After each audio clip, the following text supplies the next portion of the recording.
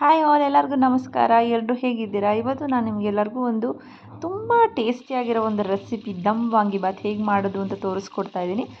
Normal ವಾಂಗಿಬಾತ್ಗಿಂತ ನಮ್ಮ ಮನೇಲಂತೂ ಇದೇ favourite ಆಗೋಗ್ಬಿಟ್ಟಿದೆ. ಅದಕ್ಕೆ ಒಂದು ಪ್ಯಾನಿಗೆ ಸ್ವಲ್ಪ ಎಣ್ಣೆ, ಬೆಣ್ಣೆ ಮತ್ತು ಇದು ನಾನು ಹಸಿ ಪಲಾವ್ ಎಲೆ ತೊಗೊಂಡಿದ್ದೀನಿ. ನೀವು ಅದಕ್ಕೆ ನಾರ್ಮಲ್ ಪಲಾವ್ ಎಲೆ ಬೇ ಲೀಫ್ ಕೂಡ ತೊಗೋಬೋದು. ಅದಕ್ಕೆ ಸ್ವಲ್ಪ ಕಸೂರಿ ಮೇಥಿ, ಒಂದು ಹಿಡಿ ಆಗೋಷ್ಟು ಪುದೀನ ಸೊಪ್ಪು ಇದನ್ನು ಹಾಕ್ಕೊಂಡು ಸ್ವಲ್ಪ ಹಾಗೆ ಆ ಬಟರ್ ಏನಿರುತ್ತೆ ಅದರಲ್ಲಿ ಸ್ವಲ್ಪ ಹಾಗೆ ಫ್ರೈ ಮಾಡಿಕೊಡಿ.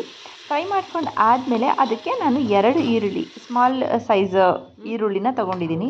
ಈರುಳ್ಳಿನ ಕೂಡ ಹಾಕ್ಕೊಂಡು ಸ್ವಲ್ಪ ಚೆನ್ನಾಗಿ ಮಿಕ್ಸ್ ಮಾಡಿಕೊಂಡು ಅದಕ್ಕೆ ನಮಗೆ ಇವಾಗ ವಾಂಗಿಬಾತಿಗೆ ಬೇಕಾಗಿರೋ ಅಂಥ ತರಕಾರಿಗಳನ್ನ ಹಾಕ್ಕೋಬೋದು. ನಾನಿಲ್ಲಿ ಒಣ ಬಟಾಣಿನ ನೆನೆಸಿ ಹಾಕ್ಕೋತಾ ಇದ್ದೀನಿ.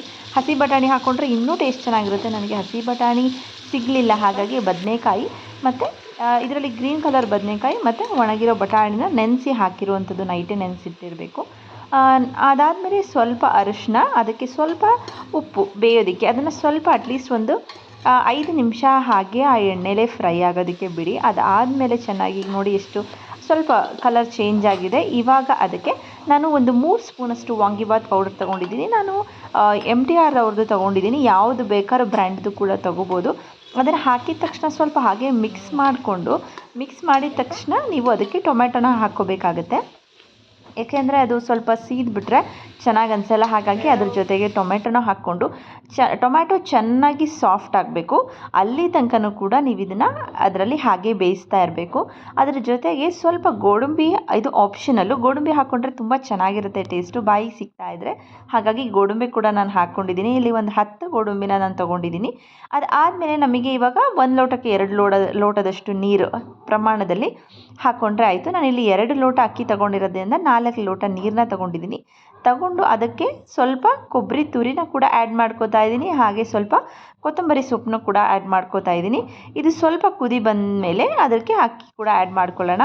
ಅಕ್ಕಿನ ಆ್ಯಡ್ ಮಾಡಿಕೊಂಡು ಲಿಡ್ ಕ್ಲೋಸ್ ಮಾಡಿ ನೀವು 2 ವಿಷಲ್ನ ಹಾಕಿಸ್ಕೊಂಡ್ರೆ ಸಾಕು.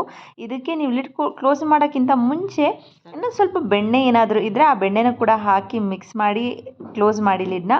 ತುಂಬ ಟೇಸ್ಟಿಯಾಗಿರುತ್ತೆ. ನಮ್ಮ ಮನೇಲಂತೂ ಸಿಕ್ಕಾಪಟ್ಟೆ ಇಷ್ಟ ಈ ಥರ ವಾಂಗಿಬಾತ್. ನಾರ್ಮಲ್ ನಾವು ಹುಳಿ ಮಾಡಿ ಮಿಕ್ಸ್ ಮಾಡ್ಕೊಳ್ಳೋದಕ್ಕಿಂತ ಇದು ತುಂಬ ಇಷ್ಟಪಡ್ತಾರೆ ಇವಾಗಂತೂ. ಆಲ್ಮೋಸ್ಟ್ ಇದನ್ನು ವಾರಕ್ಕೆ ಒಂದ್ಸತಿ ಅಂತೂ ಮಿಸ್ ಮಾಡ್ದಲೇ ಮಾಡ್ತೀನಿ ನಮ್ಮ ಮನೇಲಿ, ಅಷ್ಟು ಟೇಸ್ಟಿಯಾಗಿರುತ್ತೆ.